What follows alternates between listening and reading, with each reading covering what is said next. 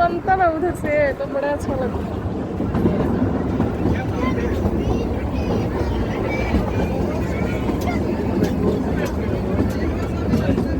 वाह देखिए ना कितना सुंदर लग रहा है उधर। कौन आ रहा है? देखो इधर इधर देखो शिखा।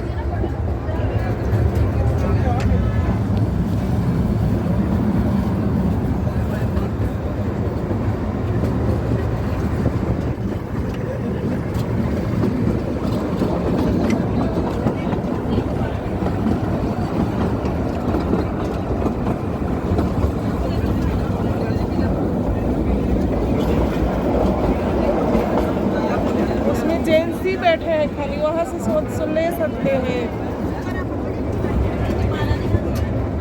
सरवन वही बैठे हैं, बोलिए ना उन्हें।